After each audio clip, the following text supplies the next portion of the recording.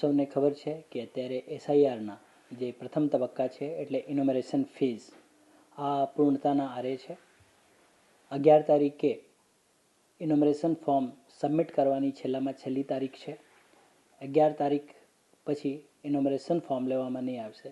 એટલે સૌથી પહેલાં તો મારે બધા લોકોથી વિનંતી છે કે જે લોકોના પણ ઇનોમરેશન ફોર્મ બાકી રહી ગયું હોય આ લોકો પોતાના ઇનોમરેશન ફોર્મ સબમિટ કરાવી શકે છે.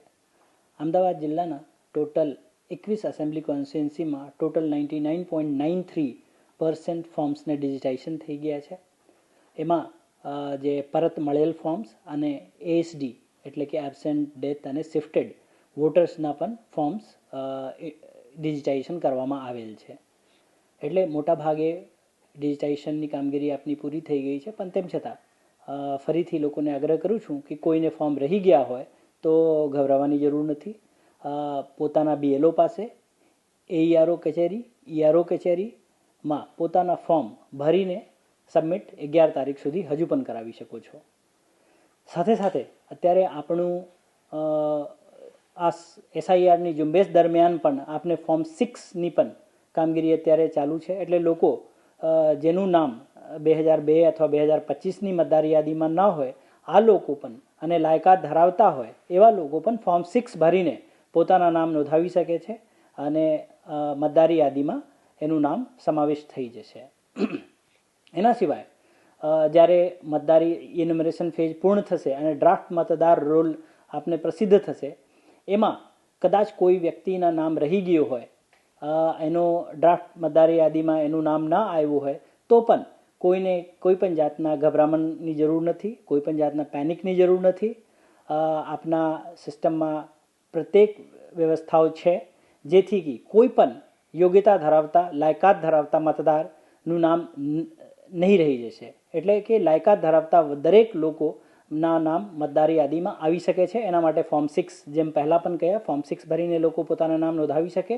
એના સિવાય જેનું નામ 2025ની મતદાર યાદીમાં ચાલતું હોય અને 2002માં કદાચ એનું નામ ન મળ્યું હોય અથવા મેપિંગ ન થઈ શક્યું હોય તો એવા લોકોને ફરીથી એક વખત તક મળશે કે પોતાના જે ચૂંટણી પંચ દ્વારા નક્કી થયેલા જે નિર્દિષ્ટ જે આઈડેન્ટિટી કાર્ડ્સ છે, જે પુરાવાઓ છે, આ પુરાવા પણ સબમિટ કરશે તો એનું નામ ફરીથી મતદાર યાદીમાં આવી જશે.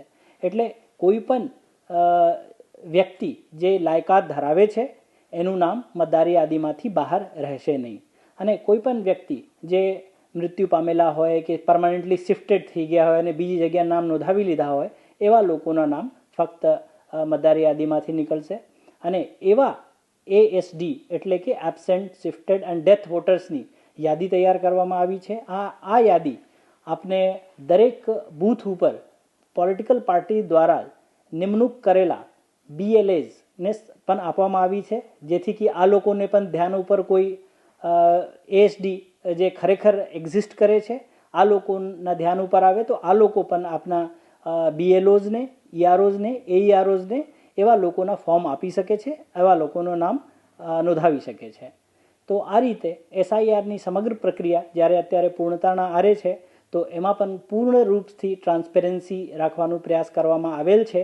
અને એમાં રાજકીય પક્ષોના BLAsને પણ સમયાંતરે આપને એને આ સમગ્ર પ્રક્રિયા દરમિયાન સાથે રાખ્યા છીએ. દરેક બૂથ ઉપર BLA અને BLOની એક મીટિંગ થઈ છે અને આ મીટિંગ દરમિયાન એએસડીની યાદી પણ સબમિટ કરવામાં આવેલી છે. અને આ યાદી આપને ઓનલાઈન પર પબ્લિક ડોમેનમાં પણ મૂકવામાં આવેલ છે. એટલે કે સમગ્ર એસઆઈઆરની પ્રક્રિયા જે છે એમાં ટ્રાન્સપેરન્સી રાખવામાં આવી છે. અને કોઈ પણ વ્યક્તિ ન રહી જાય એના માટે લોકો અત્યારે પણ ફોર્મ પણ સબમિટ કરી શકે છે અને આવતા ફેઝમાં લોકો વાંધાઓ પણ રજૂ કરી શકે છે, પોતાના ડોક્યુમેન્ટ પણ રજૂ કરી શકે છે જેથી કે લાયકાત ધરાવતા દરેક વ્યક્તિ આપની મતદાર યાદીમાં સમાવિષ્ટ થઈ જશે.